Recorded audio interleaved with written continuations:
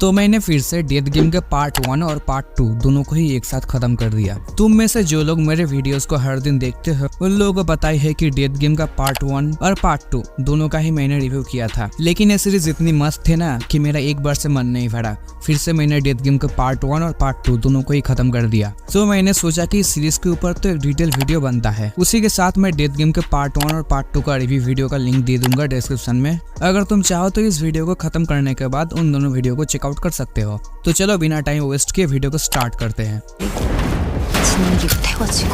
그렇게 죽음이 얼마나 고통스러운 건지 느껴봐. 내가 무슨 죄를 지었다고?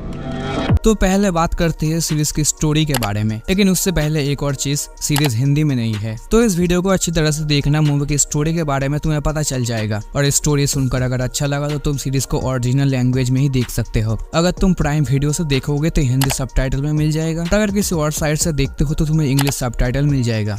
और मैं कह रहा हूँ, अगर तुम्हें थोड़ा बहुत भी इंग्लिश आता है तो तुम इसके सबटाइटल को पढ़कर समझ जाओगे कि सीरीज की स्टोरी कैसी है। खैर, अब स्टोरी के बारे में बात करते हैं। तो स्टार्टिंग में हमें एजिया के कैरेक्टर को दिखाया जाता है, जिसके पास डिग्रीज तो बहुत है लेकिन कहीं काम नहीं मिलता है। और एक मिडिल क्लास फैमिली से बिलोंग करने की वजह से उसे पार्ट टाइम जॉब करना पड़ता है। उसके ऊपर उसने स्टॉक मार्केट पर पैसा लगाया था। स्टॉक मार्केट डाउन में जाने के बाद उसका पूरा पैसा डूब जाता है। मतलब कि इसका हाल ओवरऑल हमारी तरह ही है। पढ़ाई तो बहुत की है लेकिन नौकरी नहीं मिल रही है। स्टॉक मार्केट और नेटवर्क मार्केटिंग जैसी जगहों पर पैसा लगाना जिंदगी का सबसे बड़ा कसूर, एक मिडिल क्लास फैमिली में पैदा होना।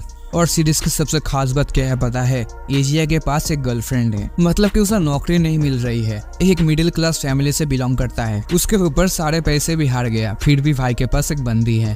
खैर, अब स्टोरी को आगे बढ़ाते हैं। तो सब कुछ हारने के बाद अपना लीड कैरेक्टर एजिया सुसाइड कर लेता है। और यहाँ से ही सीरीज देखने में मजा आने वाला है। तो सुसाइड करने के बाद एजिया पहुंचता है डेथ के पास, जिसको कि मौत की भी देवी कहते हैं। तो डेथ उसे कहती है कि मैं तुम्हें 12 जिंदगी दूंगी, मतलब कि 12 अलग अलग लोगों के बॉडी में भेजूंगी। और अगर उन 12 लोगों में से एक की भी बॉडी में तुम सर्वाइव कर जाते हो तो मैं तुम्हें तुम्हारी पुरानी जिंदगी में जाने दूंगी। और अगर नहीं कर पाते हो तो तुम्हें हेल में भेजा जाएगा। और हेल में क्या होता है हम सभी को पता ही है। तो स्टार्टिंग के टाइम पे 2-3 बॉडी में एजिया अपने आप ही मर जाता है। लेकिन जब एपिसोड 4 में एजिया के लीडो उनके बॉडी में भेजा जाता है, जिसको कि अगर तुम नहीं जानते हो तो स्वीट होम देख लेना, पता चल जाएगा। तो लीडो उनके बॉडी में जाने के बाद वो अपने गर्लफ्रेंड को फिर से देख पाता है। और एपिसोड 4 के एंडिंग में जब एजिया अपनी गर्लफ्रेंड को बताने ही वाला होता है कि वही एजिया है, उसके बाद ही दोनों का कार एक्सीडेंट में डेथ हो जाता है। मतलब कि एजिया तो बच जाएगा क्योंकि उसे किसी और की बॉडी में भेजा जाएगा, लेकिन उसकी गर्लफ्रेंड जीसू मर जाती है। तो अब होगा क्या? एजिया अब किसी की बॉडी में सर्वाइव करने की कोशिश करेगा, क्योंकि अगर वो सर्वाइव नहीं कर पाता है तो वो तो हेल में जाएगा ही,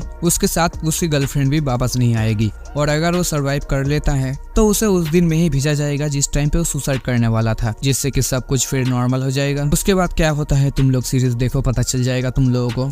और लास्ट एपिसोड मिस कभी मत करना, क्योंकि उस एपिसोड में ही उसे एक ऐसे पर्सन के बॉडी में भेजा जाता है जहाँ पे वो 32 इयर्स सर्वाइव करता है। उसके साथ ही उसे एक साइकोपैथ के बॉडी में भी भेजा जाता है, जो कि अराउंड तुम्हें एपिसोड 5 या 6 में दिखाई जाएगा। तो अगर ओवरऑल मेरे एक्सपीरियंस की बात करें इस सीरीज के बारे में, तो मेरे लिए तो ये सीरीज एक मास्टरपीस है। टीम में ना होने के बावजूद मैंने सीरीज को बहुत ही ज्यादा एंजॉय किया। और एंजॉय करने का एक और रीजन था इसकी लीड एक्ट्रेस। अगर तुम इसे नहीं जानते हो तो ये भी स्वीट होम में थी। सीरीज देखने के बाद तुम अपने आप ही इसके ऊपर रिसर्च करने लगोगे। बाकी सीरीज का एंड बहुत ही अच्छी तरह से किया गया है। तो अब मेकर्स के ऊपर है कि इसका सीजन 2 आएगा या नहीं, लेकिन मुझे लगता है कि शायद इसका सीजन 2 आ सकता है, क्योंकि सीरीज को जिस तरह से लोगों ने पसंद किया है, पूरे वर्ल्ड में सीरीज को जितनी पॉपुलैरिटी मिली है वो भी ओरिजिनल लैंग्वेज में, तो हो सकता है कि मेकर्स सीजन 2 के बारे में सोचे। और अगर तुम हिंदी डब का वेट कर रहे हो तो मुझे कमेंट करो, मैं इसके ऊपर एक प्रॉपर वीडियो बनाऊंगा। तब तक के लिए गुड बाय। थैंक यू, नमस्कार।